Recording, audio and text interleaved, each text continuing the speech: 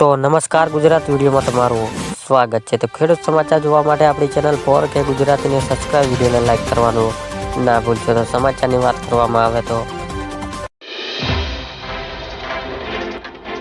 2000નો 16મો હપ્તો ક્યારે?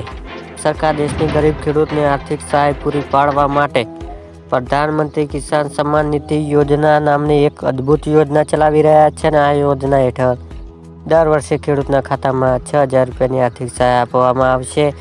અને મિત્રો, 6000 રૂપિયા નાણાકીય સહાય દર વર્ષે 3 હપ્તામાં આપવામાં આવશે। એટલે કે મિત્રો, દરેક હપ્તા 4 મહિનાની અંતર ખેડૂતના ખાતામાં મોકલવામાં આવશે। 15 નવેમ્બર 2023ના રોજ પીરસ મુંડાને જન્મજયંતિ નિમિત્તે વડાપ્રધાન નરેન્દ્ર મોદીએ ઝારખંડમાં આયોજિત એક વિશેષ કાર્યક્રમમાં પીએમ કિસાન સન્માન નિધિ યોજના 15મો હપ્તો બહાર પાડ્યો હતો।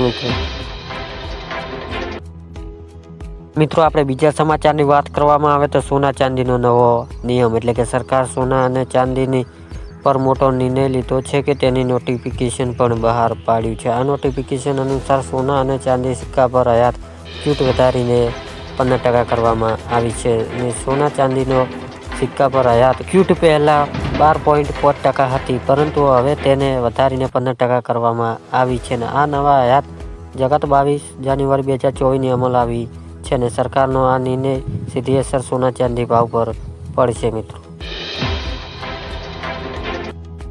આપણે ત્રીજા મોટા સમાચારની વાત કરવામાં આવે તો ચૂંટણી દેવા માફી અંગે જાહેરાત, એટલે કે ખેડૂત માટે સૌથી મોટા સમાચાર સામે આવે છે કે ખેડૂત દેવા માફી લઈને મોટા સમાચાર સામે આવ્યા છે। એટલે કે ગુજરાતમાં કુલ 43 લાખ ખેડૂત એવા છે કે જેના માથે અત્યારે દેવું છે અને આ દેવું એમને એમ થઈ જતું નથી। હવે કુદરતી આફતો વારંવાર આવે છે અને અતિવૃષ્ટિ સર્જાઈ જાય છે અને ખેડૂતનો પાક નિષ્ફળ થઈ જાય છે અને વાવાઝોડામાં પણ આવી જાય છે, તેમજ ખેડૂતને નકલી બિયારણ પણ શિકાર થઈ જતા હોય છે મિત્રો, અને જેના કારણે મિત્રો પાક નિષ્ફળ થઈ જાય છે। આ તમામ આફતોના કારણે ખેડૂતનો પાક નુકસાન થઈ જાય છે, એટલે ખેડૂતને પૂરું વળતર મળતું નથી અને સરકાર પૂરી વળતર આપતી નથી અને આ તમામ લીધે ખેડૂતને લોન લેવી પડે છે। મિત્રો,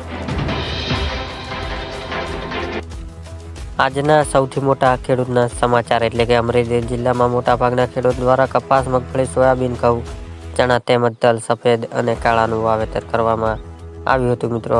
ને મોટી મગફળી 1416 રૂપિયા ભાવી રહ્યો હતો અને અમરેલી કપાસને જણસીને હરાજી કરવામાં આવી હતી, જેમાં કપાસનો ભાવ 1042 રૂપિયા લઈને 1451 રૂપિયા બોલાયો હતો અને અમરેલી માર્કેટમાં 2210 કિલો કપાસ આવક થઈ હતી।